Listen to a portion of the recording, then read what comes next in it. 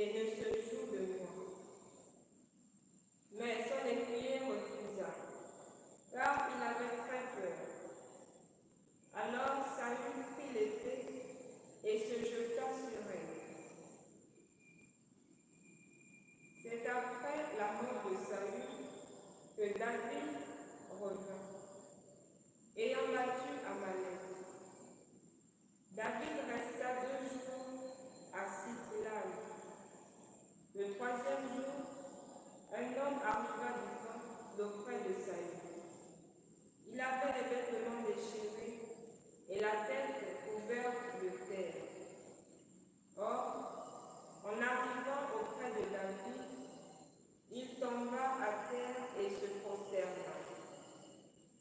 David lui dit, « D'où viens-tu » Il lui dit, « Je me suis échappé du camp d'Israël. » David lui dit, « Comment la chose s'est-elle passée?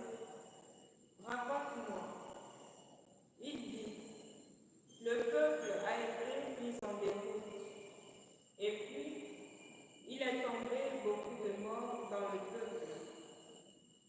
Et puis Saül et son fils Jonathan sont morts. » David dit à son jeune informateur, « Comment sais-tu que Saül est mort, ainsi que son fils Jonathan ?» Le jeune homme lui dit, « Je me trouvais par hasard sur le mont Gilboa. Il y avait Saül appuyé sur sa lance, et il y avait les chars et les cavaliers qui le serraient de près. Il s'est retourné et il m'a vu. Il m'a appelé et j'ai dit « Présent ».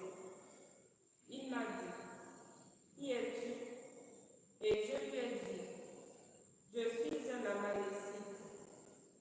Il m'a dit « Reste près de moi, veux-tu, et donne-moi la mort, car je suis pris d'un malaise, bien que j'ai encore tout mon souffle. » Je suis donc resté près de lui et je lui ai donné la mort, car je savais qu'il ne survivrait pas à sa chute.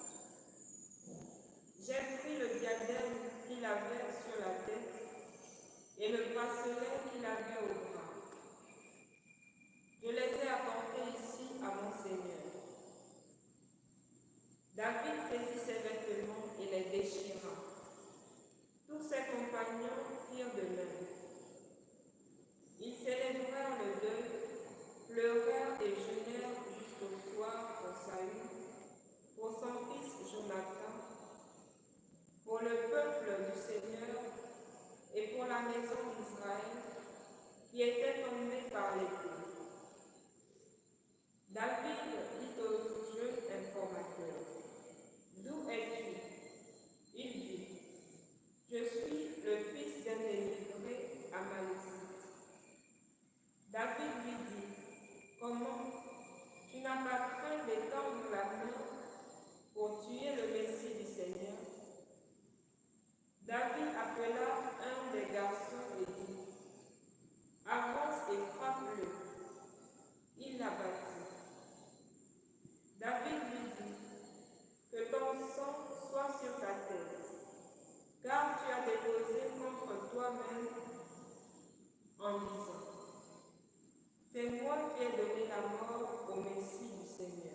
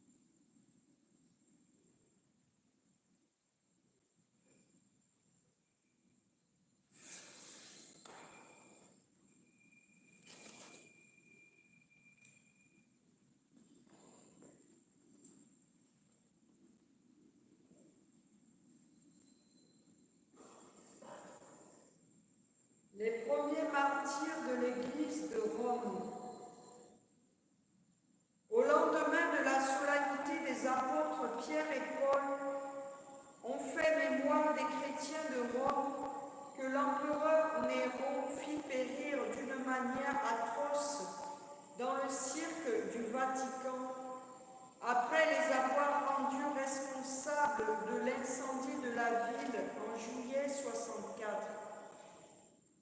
Au dire de Tacite, ils étaient une multitude immense.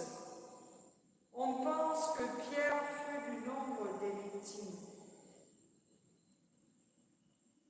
Lettre du pape Saint Clément aux Corinthiens. Ce passage est le témoignage le plus ancien que nous ayons du martyre de Pierre, après Jean 21, dans la communauté romaine. Laissons les exemples de l'Antiquité pour en venir aux athlètes les plus proches de nous. Prenons de nobles exemples dans notre génération. C'est par jalousie et par envie que les colonnes de l'Église les plus hautes et les plus justes ont été persécutées et ont lutté jusqu'à la mort. Regardons les saints apôtres. Pierre, à cause d'une jalousie injuste, a subi de nombreuses souffrances, et non pas une ou deux. Après avoir ainsi rendu son témoignage, il s'en est allé au séjour de gloire qu'il avait mérité. Par suite de la jalousie et de la discorde, Paul a montré quel prix est réservé à la constance. Chargé 7 fois de chaînes, expulsé, lapidé, devenu prédicateur de l'Évangile en Orient et en Occident, il a reçu la renommée qui correspondait à sa foi. Après avoir enseigné la justice au monde entier, jusqu'aux limites de l'Occident, il a rendu son témoignage devant les autorités. C'est ainsi qu'il a quitté ce monde pour s'en aller au séjour de la sainteté et devenir un illustre modèle de constance. À ces hommes qui ont mené une vie sainte est venue se joindre une grande foule d'élus qui, par suite de la jalousie, ont subi toutes sortes de mauvais traitements et de supplices, et qui ont donné parmi nous un magnifique exemple. Par suite de la jalousie, des femmes ont été persécutées. Déguisées en victimes mythologiques, elles ont subi des outrages atroces et sacrilèges. Puis, elles ont remporté victorieusement la course de la foi et elles ont reçu une glorieuse récompense, elles dont le corps était si faible. C'est la jalousie qui a rendu des épouses étrangères à leur mari et qui a fait mentir la parole de notre père Adam. Voici l'os de mes os et la chair de ma chair. Jalousie et discorde ont abattu de grandes cités et déraciné de puissantes nations. Nous vous écrivons ainsi, mes bien-aimés, non pas seulement pour votre avertissement, mais pour notre propre mise en garde, car nous sommes dans la même arène et le même combat nous attend. Laissons donc les préoccupations vaines et inutiles pour nous conformer à la règle glorieuse et vénérable de notre tradition. Voyons ce qui est beau, ce qui est agréable, ce qui est digne d'approbation aux yeux de celui qui nous a fait. Fixons nos regards sur le sang du Christ et comprenons combien il a de valeur pour son Père, puisque il a offert au monde entier la grâce de la conversion.